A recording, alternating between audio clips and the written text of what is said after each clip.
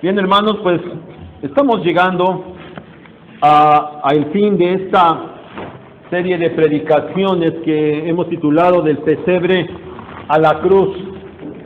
Y bien pudieran decirme que bueno, en realidad se acabó el viernes pasado, porque el viernes pasado fue cuando dimos énfasis al asunto de la cruz, y entonces pues ya deberíamos haber quitado el día de ayer estas dos lonas, ¿verdad? Porque hoy ya no tienen mucho caso. Pero, ¿saben, hermanos? La obra de la cruz no queda completa sin la tumba vacía. La obra de la cruz no queda completa sin la tumba vacía. La resurrección completa la obra del Señor Jesucristo. Miren, entre los varios versículos que consideramos estas semanas, tenemos el de Mateo 16, 21, en el que meditamos el martes pasado, el martes de esta semana. Y ese día nos centramos en el por qué era necesaria la muerte del Señor. Pero miren, les leo nuevamente este versículo, no lo busquen. Desde entonces comenzó Jesús a declarar a sus discípulos que le era necesario ir a Jerusalén y padecer mucho de los ancianos, de los principales sacerdotes y de los escribas, y ser muerto. Y hasta allí nosotros consideramos el día martes. Pero el Señor no acabó sus palabras en ese momento. Él siguió hablando. Y después de ser muerto, Él dijo: y resucitar al tercer día. Es decir, la resurrección también era necesaria. La resurrección era necesaria porque de esa manera se completaba la obra salvífica del Señor. Porque, ¿cómo saber si su muerte expiatoria había sido suficiente? ¿Cómo saber si el Padre se había agradado de tal sacrificio, si Jesús se hubiera quedado allá en la tumba? Bueno, hermanos, más allá de que respondamos esta pregunta de manera lógica, bueno, la verdad es que en la Biblia tenemos, en el Nuevo Testamento tenemos varios textos que nos dicen esto. Solamente les menciono tres: Hechos 2:24, Romanos 1:4 y Romanos 4:25, y les leo este último nada más, el cual, hablando de nuestro Señor Jesucristo, el cual fue entregado, muerto en la cruz, por nuestras transgresiones y resucitado para nuestra justificación. Sí, la resurrección complementa la obra de la cruz. Y entonces, mis hermanos, con esta idea, pues nosotros no podemos concluir esta serie del pesebre a la cruz si no concluimos con la resurrección. Y miren, tal vez para culminar conforme a lo que hemos venido viendo a través de estas semanas, ya 2 meses hablando de este asunto, la manera natural de pensar en cómo terminar, con qué pasaje terminar, pues a lo mejor era, bueno, pues con uno de los evangelios, ¿verdad? Ya que hemos venido dando continuidad a los evangelios. Y tal vez de los 4 evangelios, bueno, pues al de Juan, ¿verdad?, que nos entramos jueves, viernes, y bueno, el domingo sería bueno cerrar con la narración de Juan sobre la resurrección. Pero hermanos, ¿saben? Decidí utilizar el capítulo 15 de la primera carta de Pablo a los Corintios, del cual ya leímos algunas pequeñas porciones. Entonces tengan su Biblia abierta allí en primera a los Corintios capítulo 15. Sí, ¿saben? Es un enorme capítulo sobre el tema de la resurrección, pero no lo voy a considerar en su totalidad, es muy largo. Pero bueno, de todas maneras, de una vez les quiero avisar por si alguien dice, no, ya mejor yo ya me voy. Bueno, sí, la predicación de hoy es bastante larga, ¿sí? 1 hora de predicación, así de que alguien dice, híjole, no, yo mejor ya, bueno, pues de una vez, entonces no hay problema, ni me voy a enojar ni nada, ¿verdad? Pero también para que estén listos a una larga predicación. No voy a agotar el capítulo 15 de ninguna manera, solamente extraeremos 4 cosas en este día. Y la primera de ellas es la resurrección, la esencia de nuestra declaración de fe. La resurrección es la esencia de nuestra declaración de fe. Versículos 1 al 4, que no leímos hace ratito, se los leo. Versículos 1 al 4.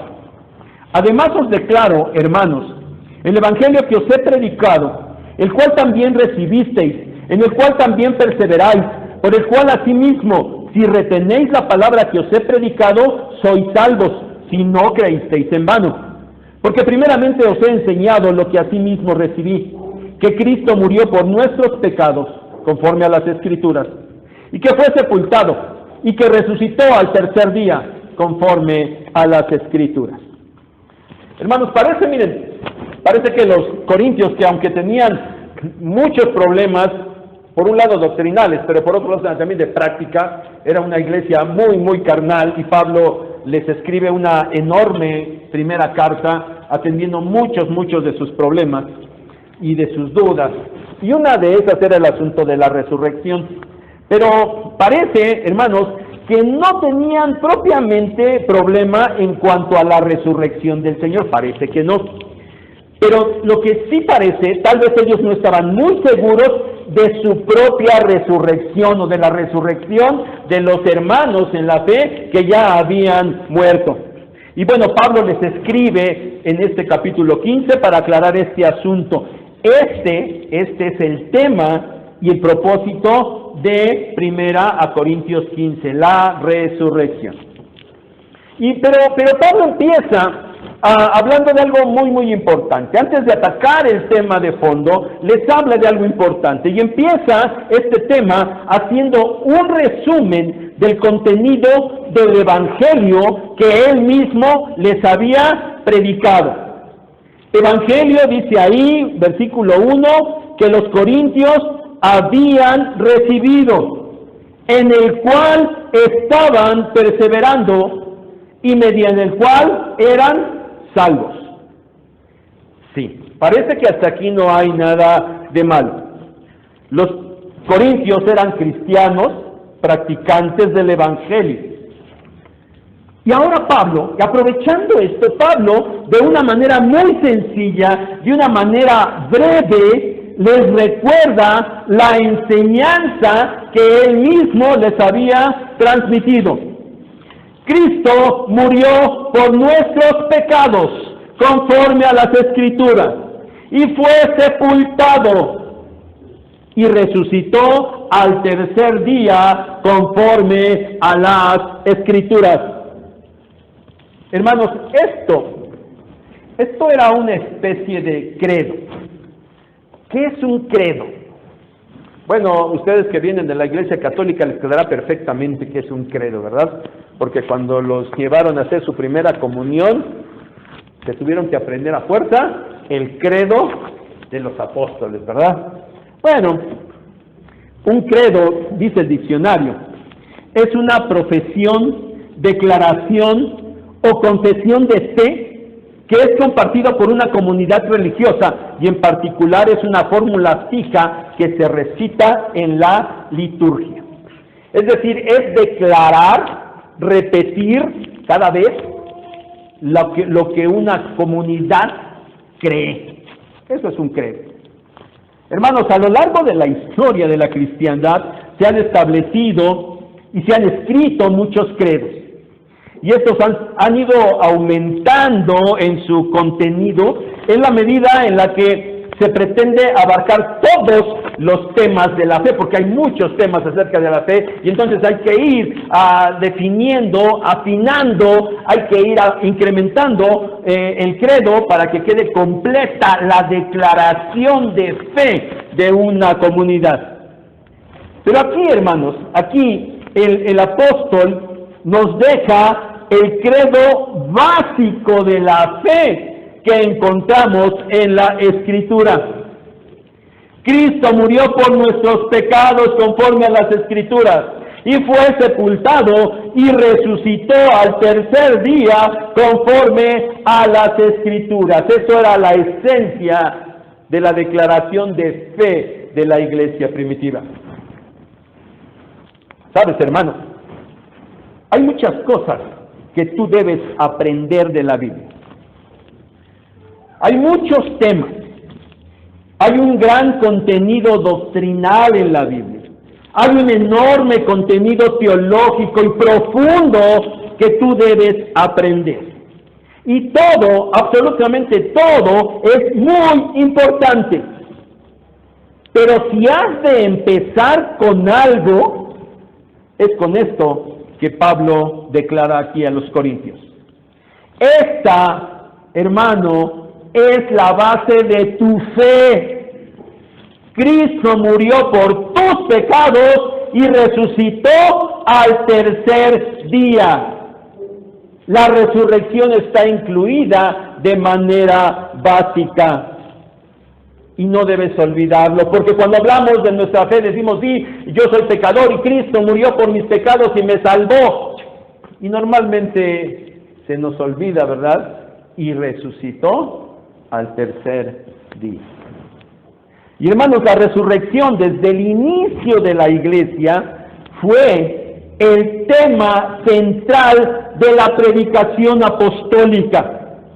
Mira, puedes agarrar el libro de los Hechos y empezar ahí desde el capítulo 2 y ver aquel primer discurso, primera predicación de Pedro el día de Pentecostés, y después la que dio en el pórtico de Salomón, y después las demás predicaciones y las de Pablo, y te vas a dar cuenta que allí en el libro de los Hechos las predicaciones de los apóstoles estaban centradas en la resurrección. Los apóstoles predicaron siempre sobre Cristo resucitado. Pablo predicó y enseñó a los corintios sobre Cristo resucitado. Hermanos, la resurrección ha sido siempre tema básico y central de la fe cristiana. Así es de que, mi hermano, no te olvides, la resurrección debe estar presente siempre en tu mente como base de tu fe. No te puedes olvidar de ella. Una segunda cosa en esta mañana. La resurrección es un evento perfectamente atestiguado. La resurrección es un evento perfectamente atestiguado. Versículos 5 al 8 que tampoco leímos hace ratito. Y que resucitó al tercer día conforme a las Escrituras, y que apareció a Cefas y después a los 12. Después apareció a más de 500 hermanos a la vez, de los cuales muchos viven aún y otros ya duermen. Después apareció a Jacobo, después a todos los apóstoles, y al último de todos, como a un abortivo, me apareció a mí. Después de la declaración de fe de Pablo, ahora él hace a los corintios una lista de aquellos a los que el Señor resucitado se había aparecido.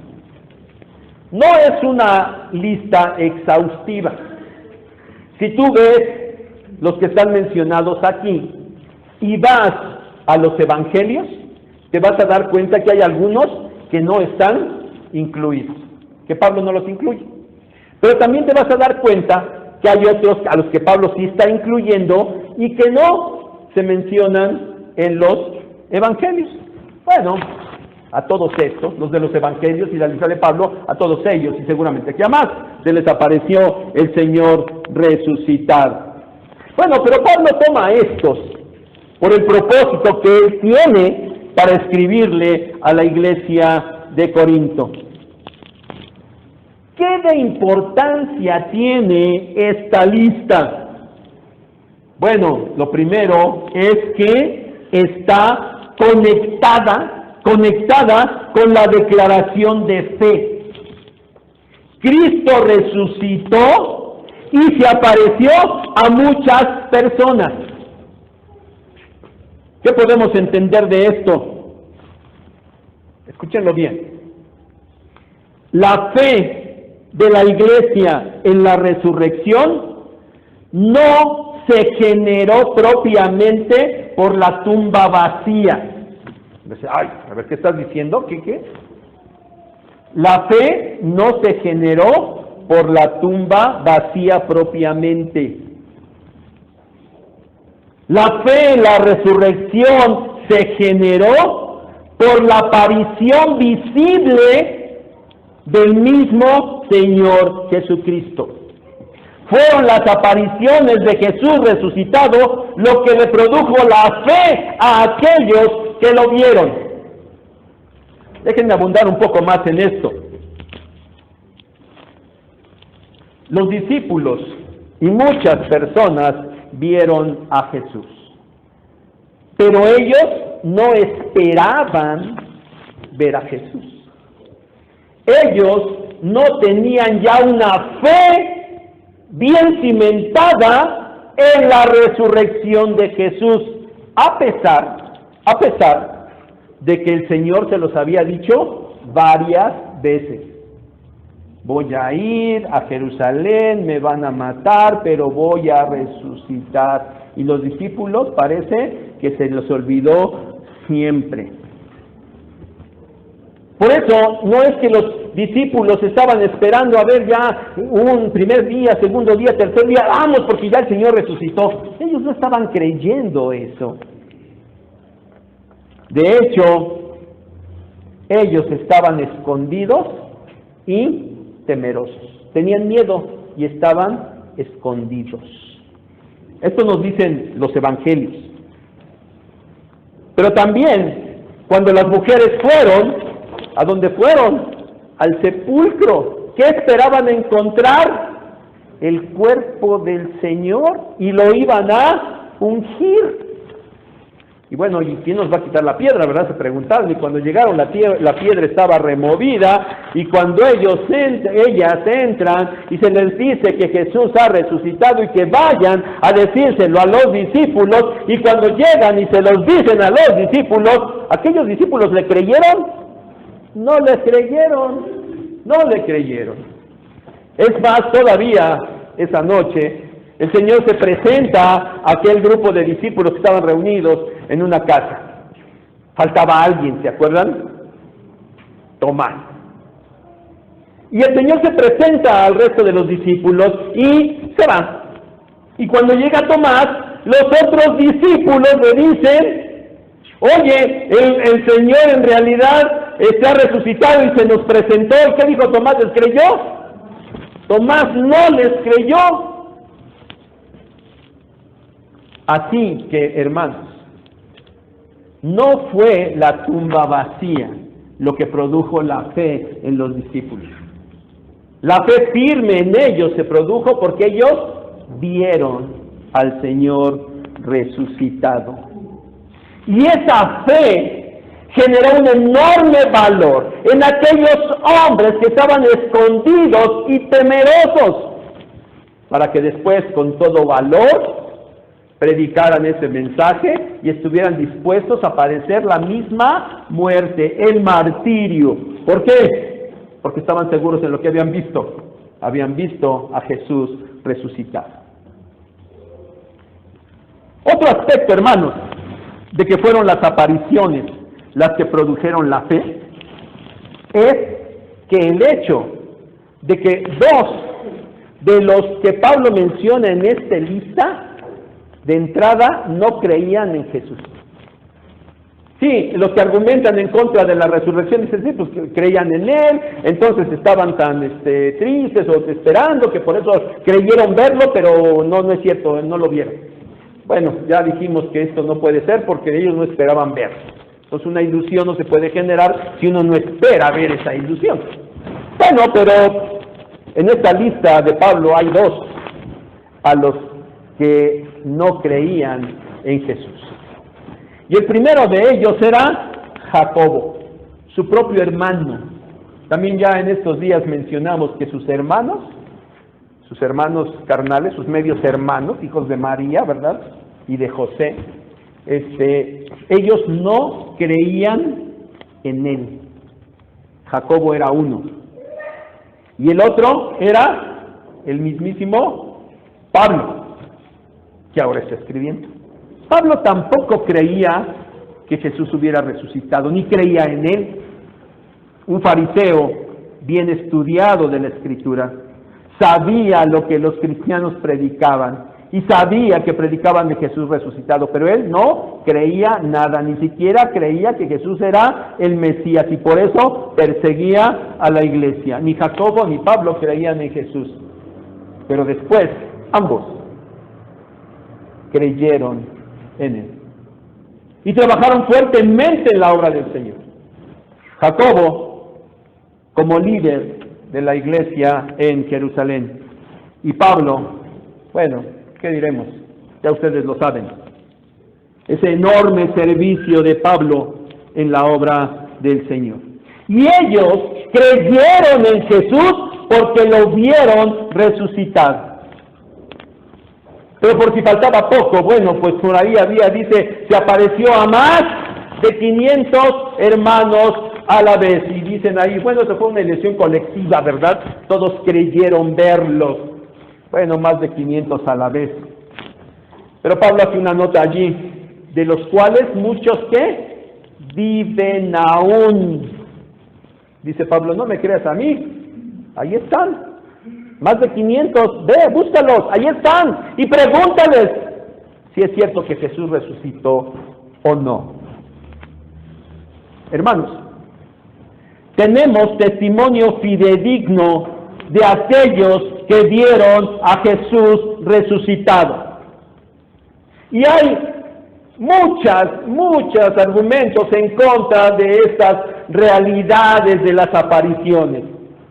Pero todas, si las analizamos, y no hay tiempo para presentarlas ni para rebatirlas, pero cuando tú te pones a pensar y a analizar todo esto, no hay argumento que pueda en contra de este testimonio de aquellos que lo vieron. Y aquellos que vieron a Jesús resucitado no lo dejaron por escrito. Aquí está en la Biblia, ellos lo vieron. Y otros muchos que también lo vieron y que no escribieron. Esos muchos estuvieron dispuestos a morir por la seguridad que tenían de haber visto a Jesús resucitado. Ahora yo quiero preguntarte, hermano, ¿tú crees que Jesús resucitó? ¿De verdad lo crees? O simplemente dices, bueno, pues sí, una historia bonita por allí. Digo, hay muchas cosas, se hacen encuestas y hay mucha gente que se dice que es cristiana, pero bueno, pues el asunto de la resurrección no lo cree, el asunto del infierno no lo creen, el asunto de ir al cielo no lo creen, y hay muchos que se dicen cristianos, pero hay muchas cosas que no creen. Por eso sí quiero preguntarte, ¿de veras crees que Jesús resucitó? ¿Lo crees? ¿O necesitas que Él venga y necesitas verlo para creer? ¿Lo necesitas? ¿Quieres que el Señor venga ahorita, en este momento, y se nos presente para que tú creas? Bueno, eso no va a pasar, no va a pasar. ¿Pero lo necesitas? Empieza a pensarlo, porque la resurrección es un asunto básico de nuestra fe. ¿Te acuerdas qué le dijo el Señor a Tomás después cuando dice que a la siguiente semana, a los 8 días, estaban otra vez los discípulos y también estaba con ellos ya Tomás, y otra vez el Señor se le presentó y dijo, bueno, pues Tomás, aquí estoy, tócame, mete tus dedos en las heridas y mete tu mano en mi costado? ¿Y qué le dijo al final el Señor? Porque me viste, Tomás, ¿creíste? Y termina diciéndole, bienaventurados los que no vieron y creyeron. Entonces, mi hermano, ¿tú qué quieres ser? ¿Un Tomás que necesitas ver al Señor para creerlo? ¿O quieres ser de los bienaventurados que lo creen sin que lo hayan visto? Tercera cosa, la resurrección definitivamente es lo que le da sustento a nuestra fe, lo que le da base a nuestra fe. Versículos 12 al 20 que ya leímos. Si quieres nada más ve viendo ahí el texto, pero ya decía lo leímos, para que no invirtamos más tiempo, no lo voy a leer, ya lo leímos todos. Los corintios creían que Jesús había resucitado, pero dudaban acerca de la resurrección de los creyentes. Por eso Pablo les presenta en estos versículos un argumento sencillo y muy lógico. A ver, no podían negar la resurrección corporal de los creyentes. O sea, no puedes hacerlo, porque si no podía haber una resurrección corporal, entonces Cristo en realidad no había resucitado. Y entonces esa fe que ellos decían tener en Cristo resucitado era vana, era falsa. Y la predicación acerca de Cristo resucitado, entonces también era una predicación falsa. Pero el problema no se quedaba allí. El problema seguía, porque si Cristo no había resucitado, entonces no había ninguna esperanza, y entonces los corintios seguían en su pecado. No había habido perdón de pecados. Y los que ya habían muerto creyendo en Cristo, pues pobrecitos, habían muerto eternamente. Estaban en realidad en un estado de condenación. Eso es lo que había sucedido. Y si así eran las cosas, entonces no había ninguna esperanza.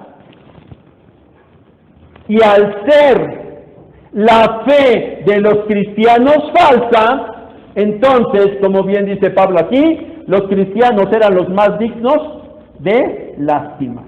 Pobrecitos cristianos, que están creyendo en algo falso, en algo que nunca ocurrió. Hermano, por eso, la resurrección es la base de nuestra fe. Es tan claro que esta es la base esencial de nuestra fe, que por eso los inconversos centran su mayor ataque en el asunto de la resurrección. Porque ellos lo han entendido bien, espero que tú también. La base de nuestra fe es la resurrección del Señor. Ellos lo entendieron bien. Y por eso van siempre en contra de este asunto. Porque si logran echar abajo el asunto de la resurrección y demostrar que es falsa, entonces el cristianismo por sí solo se viene abajo. Se acabó. Y entonces tienen razón. Somos los más dignos de que nos tengan lástima. Pobrecitos de nosotros, tontos irracionales, que creemos en algo que no sucedió jamás. Y si el Señor no resucitó, ¿sabes? Ni siquiera importaría entonces ya que Jesús sí ha existido, que si Jesús fue un buen hombre, que si Jesús ayudó a la gente, tuvo mucha compasión, inclusive por ahí aprendió cierta manera especial de ayudar y curar a la gente, y haber dejado un mensaje hermoso de paz, de amor para la humanidad. Eso no importaría si al final de cuentas Cristo no hubiera resucitado. Porque entonces no podíamos confiar en Él. ¿Por qué no podíamos confiar en eso? Porque Jesús dijo muchas veces que Él resucitaría. ¿Y si no resucitó? entonces quedaría en la categoría de un hombre mentiroso. Porque él dijo que iba a hacer algo que en realidad nunca hizo. Y entonces, si él es un mentiroso, entonces todo lo que dijo no es verdad. Y entonces, eso de que él es la verdad, y que él es el único camino para ir al Padre, entonces eso también es mentira. Y entonces, el cristianismo no es más que una sola religión más basada en meras ficciones. Hermano, ¿entiendes? ¿Entiendes la importancia de la resurrección? No es cosa menor. Es lo que sustenta nuestra fe. Por eso después de hacer esta argumentación, en el versículo Pablo termina diciendo, mas ahora Cristo ha resucitado de los muertos. Si Cristo dijo que iba a resucitar y efectivamente resucitó, entonces no hay por qué dudar en todo lo demás que Él dijo. Y entonces, mi hermano, efectivamente Jesús es el único camino para llegar al Padre, el único. Y entonces, efectivamente, Jesucristo es la verdad. La resurrección del Señor Jesús es lo que hace al cristianismo totalmente diferente de cualquier otra creencia. Es más, escúchalo bien. La resurrección de Jesús es lo que hace al cristianismo superior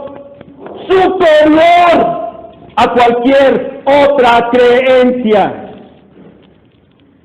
Nadie y de nadie se ha proclamado jamás el haber resucitado de los muertos. ¿O tú sabes de alguien? Entonces, nada es ni siquiera similar a la fe en Cristo. Y todavía voy más allá.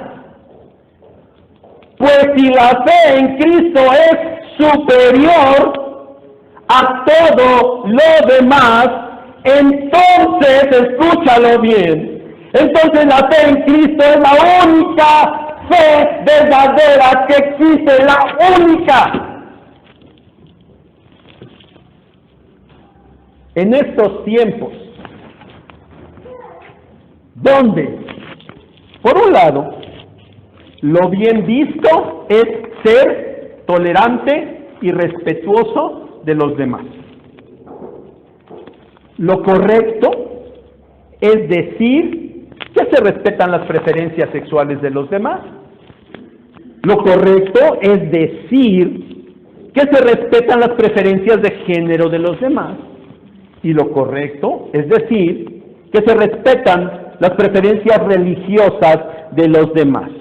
Diciendo, claro está, que si ellos lo quieren así, está bien, no hay ningún problema. Todo es aceptado y todo es respetable. Por un lado, así es este mundo. Por otro lado, nos encontramos con un nuevo ateísmo, que como el de antaño, se lanza contra la fe cristiana, tachándola de irracional, ahora con más fuerza y añadiendo nuevos argumentos. Otra perspectiva más de estos tiempos es la del relativismo, donde las personas están de acuerdo en que no existe una verdad absoluta. Cada quien tiene su propia verdad y todas valen y todas son respetables y hay que aceptar la verdad de todos. No hay verdad absoluta. Pero ¿sabes? Sucede algo curioso. Entre estas corrientes que les acabo de decir, parece que no hay conflicto alguno. Conviven perfectamente, se entienden, se respetan, se toleran y ahí están. Y parece que su enemigo común es la fe cristiana. Entre ellos no hay problema. Pero si se trata de la fe cristiana, entonces todos van en contra de ella. Quiero preguntarte, hermano, en medio de todo esto, ¿crees que tu fe es solo una opción más de entre las diferentes creencias que existen? Pues bueno, pues sí, hay muchas maneras de pensar de Dios, de creer en Dios, hay muchas iglesias diferentes, y bueno, a mí me ha gustado esto, hablan bonito, dicen bonito, me ha ayudado mucho, a mí me sirve, y entonces pues para mí está bien. Bueno, si los demás están por allá y creen en eso, sí, yo creo que sí, también Dios está con ellos. ¿Tú crees que tu fe es igual que las demás? ¿Que las demás creencias son tan válidas como la tuya?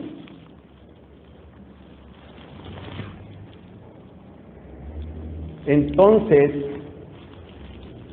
¿te atreverías a decir que tu fe es la única verdadera? ¿Te atreverías a decirlo? ¿Que tu fe en Cristo es la única manera correcta de creer? Y entonces, ¿te atreverías a sostener en frente de cualquiera que las demás creencias están mal y son falsas? ¿Te atreverías?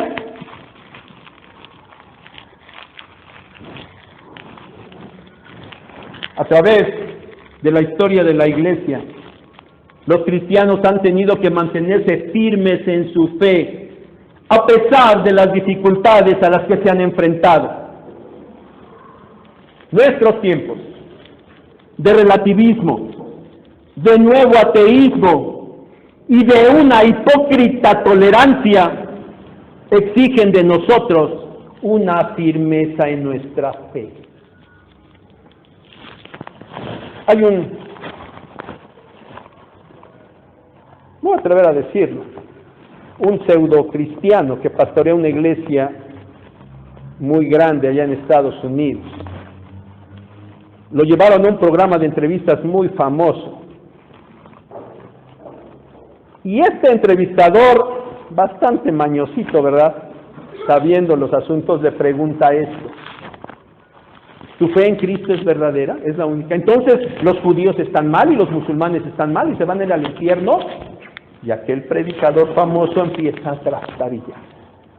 Y empieza a dudar. Y bueno, es que no sé, yo no soy quien para decir quién puede ser salvo. Yo he ido a la India y conozco los que creen en esto y creo que también ellos creen en Dios y aman a Dios. Entonces, yo no sé. ¿Te atreves a decir que tu fe es verdadera? Bueno, no lo sé.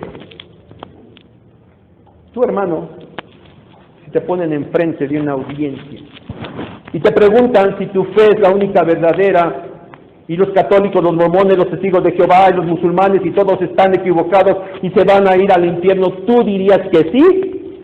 ¿O empezarías a dudar?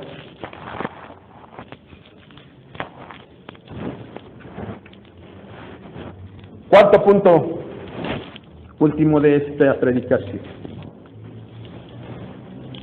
Versículos 51 al 57, que también ya leímos.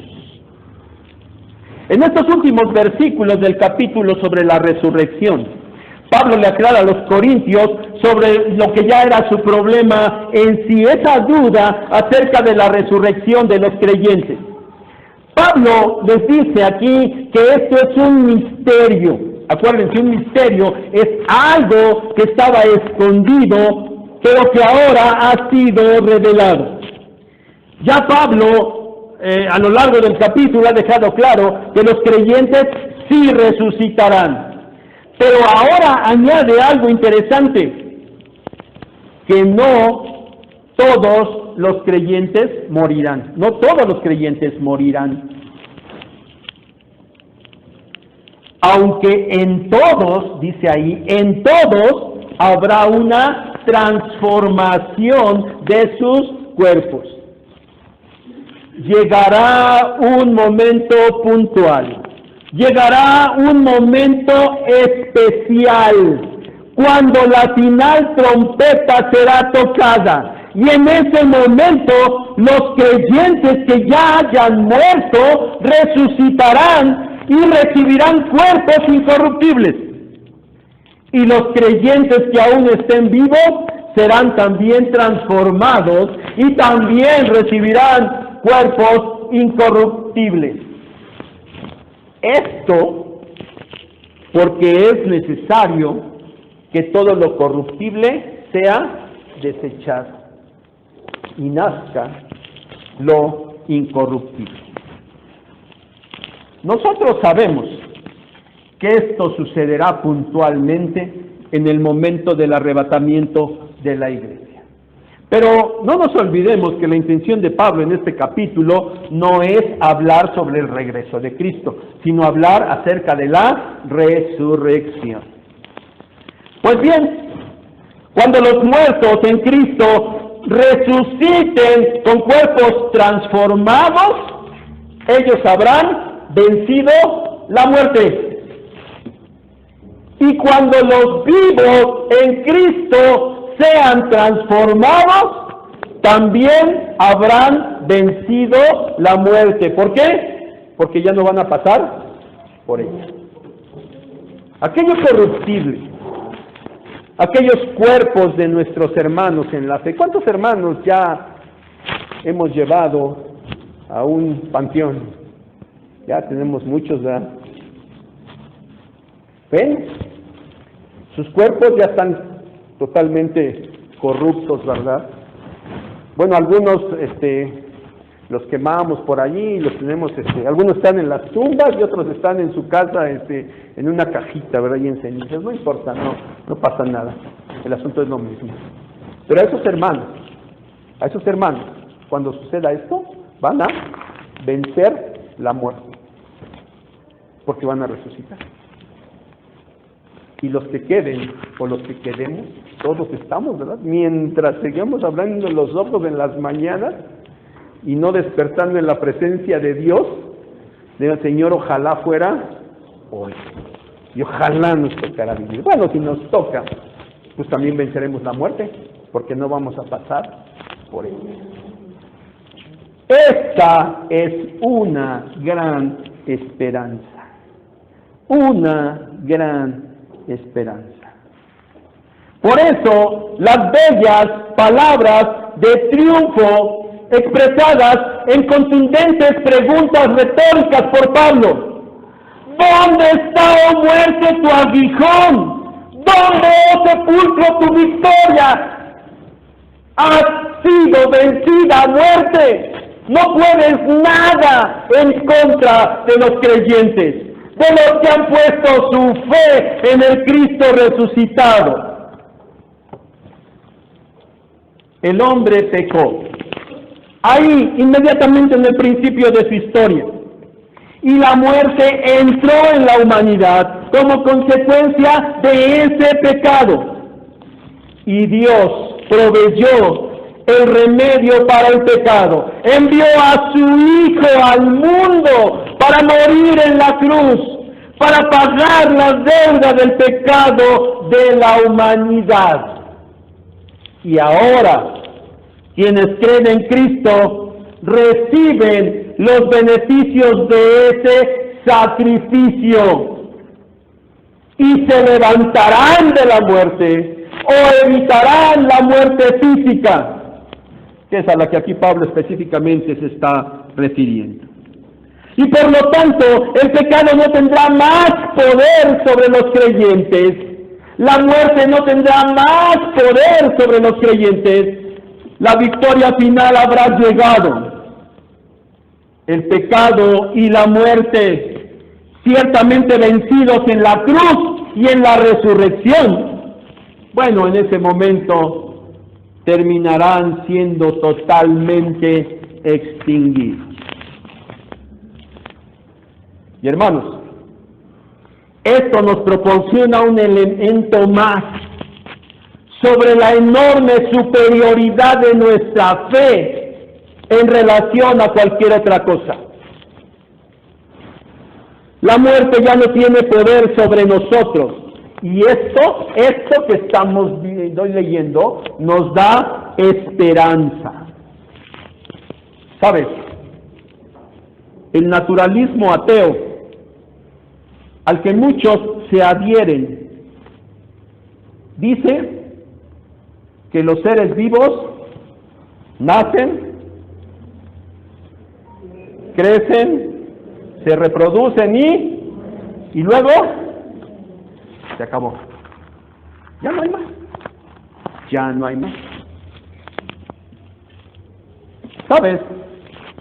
No puedo dejar de sentir un poco de pena ajena y un poco de tristeza por ellos. Haber esperado miles de millones de años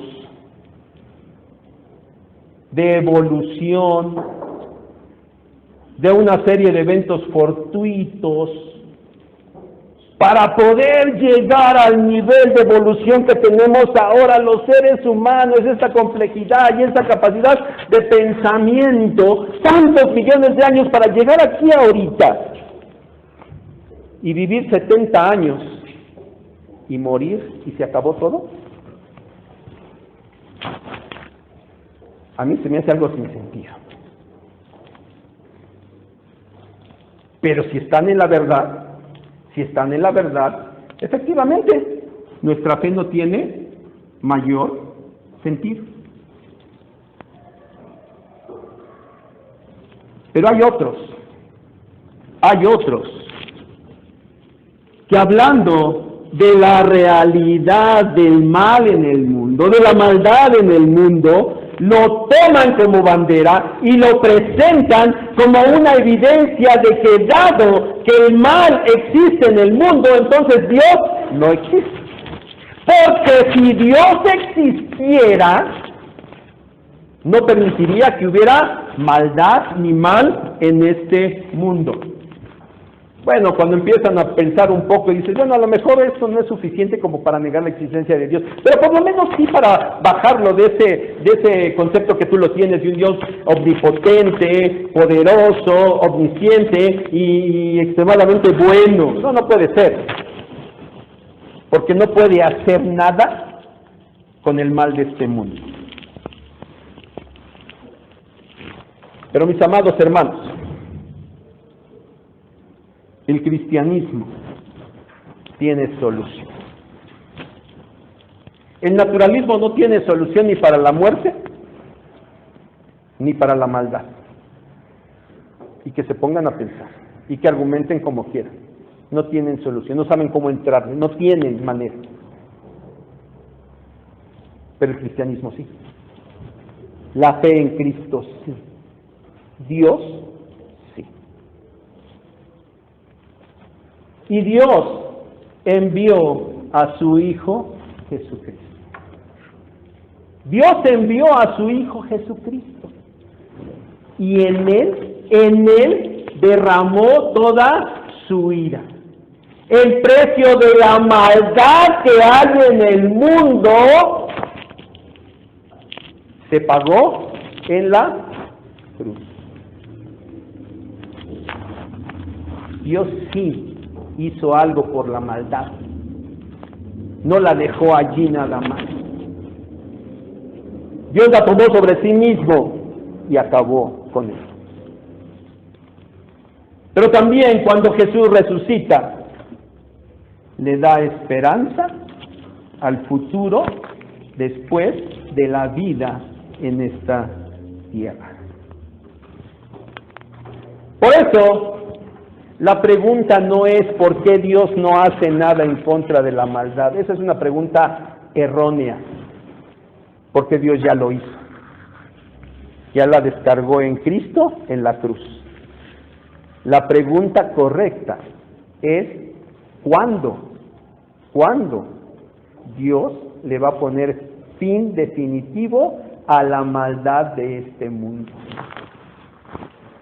Y pobrecitos de aquellos que se envalentonan y claman y hablan en contra de Dios por estas cuestiones.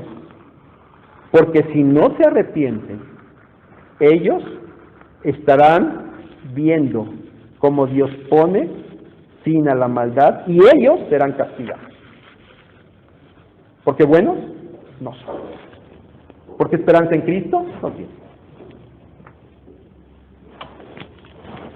Y entonces, hermano, ¿te queda clara la enorme importancia de la resurrección? ¿Lo entiendes? ¿Te ha quedado claro en este día? Es un hecho básico de nuestra fe, testimoniado históricamente como la única opción viable que explica la tumba vacía. Es tan central para nuestra fe que si no hubiera sucedido, sí, efectivamente todos tendrían que sentir enorme lástima por nosotros. Pobrecitos de nosotros, tontos creyendo en algo que no es real. Perdiendo el tiempo en este lugar todos los domingos. Pero además, la resurrección nos proporciona la única esperanza para el ser humano, la única. ¿Qué debemos hacer? Versículo 58. Así que, hermanos míos amados, estad firmes y constantes, creciendo en la obra del Señor siempre, sabiendo que vuestro trabajo en el Señor no es en vano. Después de la resurrección, hablar tanto Pablo sobre esto, la conclusión es: tienes que estar firme y constante y creciendo en la obra del Señor. Concluyamos. La muerte y la resurrección del Señor son eventos que debemos recordar y celebrar siempre. Pero ¿sabes? No tenemos un mandato expreso del Señor para celebrar su muerte y resurrección como lo hacemos tradicionalmente en estos días. Y algunos van a decir: ¡ay, vas otra vez con tus cosas! Sí, que nos adecuemos al calendario litúrgico de la Iglesia Católica Romana, porque eso es lo que hacemos en realidad. Y si, bueno, no tenemos un mandato expreso del Señor de celebrar esto en estos días como acostumbramos a hacerlo. Pero ¿sabes? Siendo la base de nuestra fe, sí existen formas bíblicas correctas de hacerlo. Y no tendríamos que estar esperando cada año para ver este año en qué cae Semana Santa. No estar esperando esto. Porque hay maneras bíblicas correctas de hacerlo.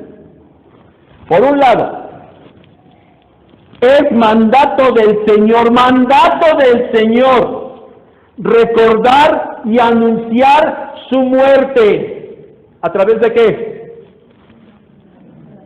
¿A través de qué? De la cena del Señor. ¿Y cada cuándo lo hacemos? Nosotros cada mes, pero es cada que la iglesia. Entonces, recordar y celebrar la muerte sacrificial del Señor, nosotros lo hacemos cada último domingo de mes a las 6 de la tarde. Hermano, ¿le das importancia al asunto del sacrificio de Cristo? Entonces, ¿por qué no vienes a celebrar la cena del Señor? ¿Por qué? Si de verdad valoras el sacrificio del Señor, a partir de aquí 8 días, domingo 28 de abril a las 6 de la tarde, tienes que estar aquí para celebrar la cena del Señor. Pero por otro lado, en relación a la resurrección, la evidencia bíblica, tanto del libro de los Hechos y mayormente del libro de los Hechos, y de otros pasajes del Nuevo Testamento, pero también la evidencia histórica de los primeros años de la iglesia después de que los apóstoles fueron, desde por lo menos el año 150, es decir, 50 años después de que Juan murió, el último de los apóstoles, hay registro escrito de que la iglesia se reunía cada primer día de la semana. Por allí, otra vez, los católicos se ufanan de que nosotros les estamos siguiendo porque ellos en el año 400 y no sé qué, establecieron que el día oficial de reunión de la iglesia era el domingo. Qué equivocados están. Siguen mintiendo como siempre. Por lo menos desde el año 150, antes de que la iglesia católica existiera, la iglesia de Cristo se reunía el primer día de la semana. ¿Por qué? Porque el primer día de la semana, en un primer día de la semana, el Señor resucitó. Y se reunía para alabarlo y para leer la Escritura y para celebrar la cena del Señor. Cada primer día de la semana la iglesia, desde sus inicios, se reunía para recordar la resurrección del Señor y para anunciar su muerte. Así es que, mi hermano, si te ha quedado clara la importancia de la resurrección del Señor y crees que es importante y te gozas por eso, cada domingo estamos aquí por ese motivo. ¿Por qué faltas con tanta desfachatez? ¿Por qué llegas tan tarde? Tenemos que valorar estas cuestiones que tienen que ver con nuestra fe. Ahora, mi hermano, si esto te ha quedado claro, termino preguntándote, ¿qué vas a hacer al respecto? ¿Qué vas a hacer al respecto? ¿Vas a seguir de la misma manera que hasta ahora? Bueno, por lo menos ya no estás ignorante de lo que esto significa y la importancia que esto tiene. Padre, gracias por tu palabra. Pero Señor, sobre todo, gracias por ese amor infinito que no merecemos, que no merecíamos.